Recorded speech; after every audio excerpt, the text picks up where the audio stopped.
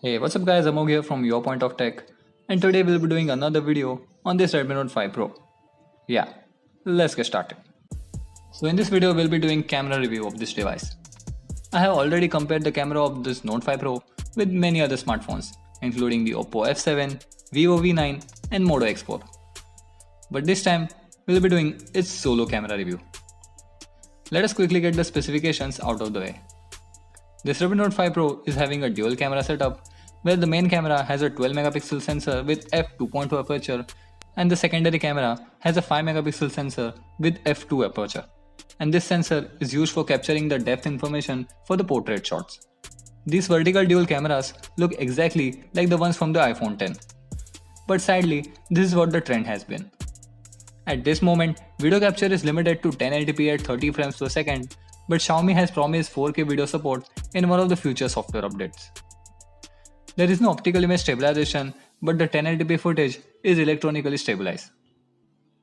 At the front, you get a 20 megapixel front camera with f2.2 aperture and a 1 micron pixel size, along with a dedicated front-facing flash. Now you can take HDR and portrait shots from the front camera as well. Interface on the camera app is also pretty clean and easy to understand. You can swipe left or right to choose between different modes such as photo, video, portrait, panorama and manual mode. Unfortunately, the manual mode is only limited to ISO and white balance. Anyways, now let's quickly take a look at some of the sample photos and videos that I have taken with this device. So as you can see, in outdoors under very good lighting condition, this Note 5 Pro performs pretty good. The color accuracy and the dynamic range is also perfect. You can see a lot of details being captured in these images. Color balance is also pretty natural in most of the cases.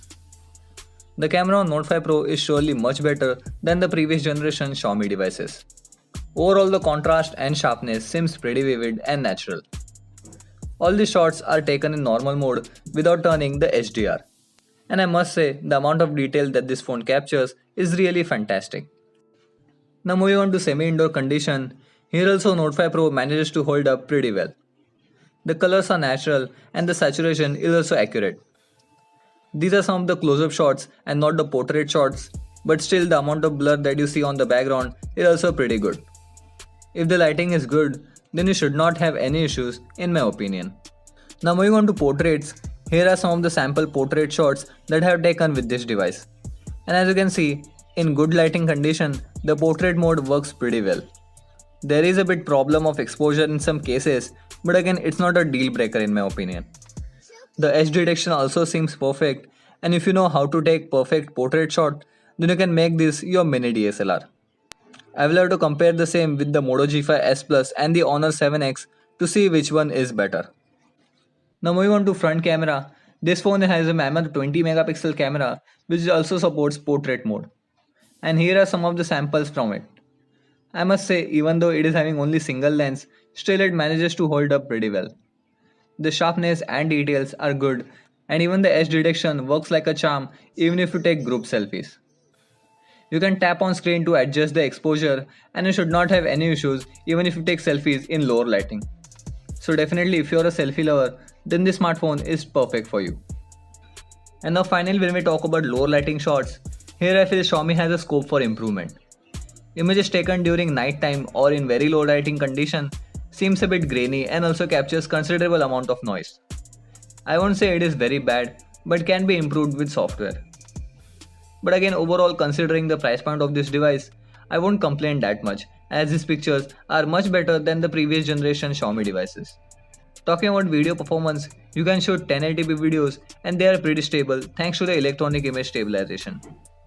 One of the biggest disappointing factor with all Xiaomi devices was the lack of AIS or OIS. But with Note 5 Pro, Xiaomi has managed to implement EIS, which works really well. Now this is a quick sample footage recorded from the front facing camera of this Xiaomi Redmi Note 5 Pro, and this is how it looks when we record in outdoors. As you can see, this is a very bright sunny day, and again the audio right now you're hearing is being recorded via this phone's built-in microphone.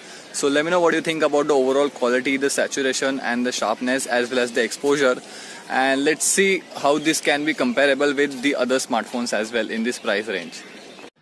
So to conclude the video here, I would say this Redmi Note 5 Pro is surely the best camera smartphone as of now under Rs 15,000.